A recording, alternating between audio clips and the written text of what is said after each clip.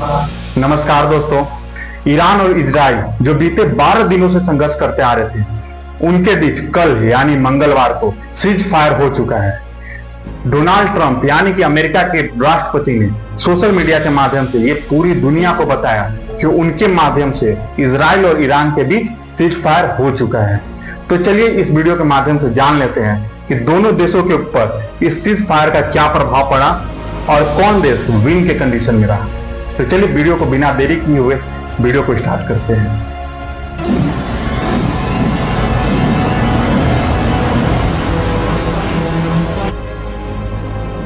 अगर ये cease fire नहीं होता और ये युद्ध लंबा खिंचता तो जाहिर सी बात है कि इस युद्ध का परिणाम दोनों देशों के लिए विनाशकारी होता।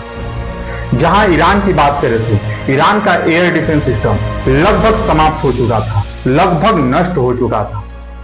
ईरान के परमाणु संस्थानों पर पड़े मार की वजह से ईरान का आत्मबल भी टूट चुका था। वहीं इजराइल की भी मुश्किलें बढ़ने लगी थी। ईरान के द्वारा भेजे गए मिसाइल इजराइल के एयर डिफेंस सिस्टम को चकमा देकर इजराइल के ऊपर गिर रहे थे और लगातार गिर रहे थे, जिससे इजराइल को भी काफी नुकसान सहना पड़ रहा था।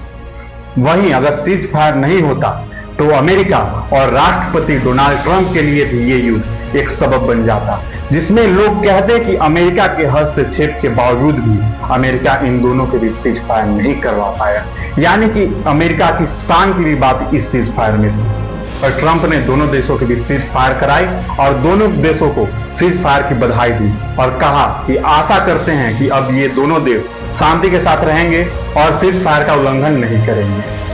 पर एक तरफ हम और देख लेते हैं कि इस सीज फायर से तीनों पक्ष यानी कि ईरान, इजराइल और अमेरिका तीनों पक्षों को कैसे फायदा पहुंचा। तो पहले बात करते हैं ईरान की। अगर ईरान की बात करें तो ईरान में इस युद्ध के बाद rally round of the flag के प्रभाव का निर्माण हुआ। Rally round of the flag का अर्थ होता है युद्ध के समय या किसी भी संकट के समय जनता का सरकार के ऊपर भरोसा बढ़ना और जनता का एकजुट होकर सरकार का साथ देना।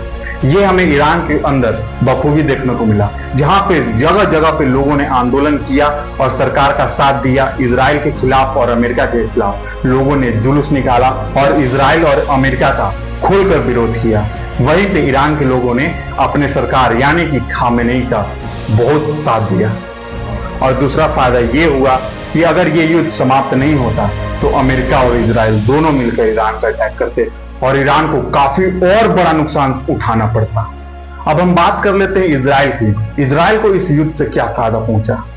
इजराइल को सबसे बड़ा इस युद्ध से फायदा यह पहुंचा कि इजराइल ने ईरान के परमाणु संस्थानों को नष्ट किया, जो कि इजराइल के लिए आने वाले समय में खतरा बन सकते थे। इजराइल ने उन परमाणु संस्थानों को लगभग नष्ट कर दिया और इजराइल का मिडिल ईस्ट के अंदर दबदबा अभी भी कायम रहा। इजराइल के लिए सबसे बड़ी बात ये रही कि इजराइल का दबदबा अभी भी मिडिल ईस्ट में कायम रहा।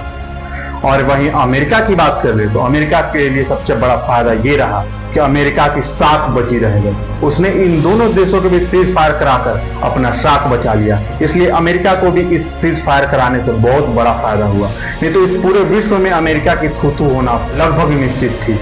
पर एक खबर यह भी आई थी कि सीज फायर के कुछ ही घंटों के बाद ईरान ने इजराइल के ऊपर 6 बैलिस्टिक मिसाइलों से हमला किया था।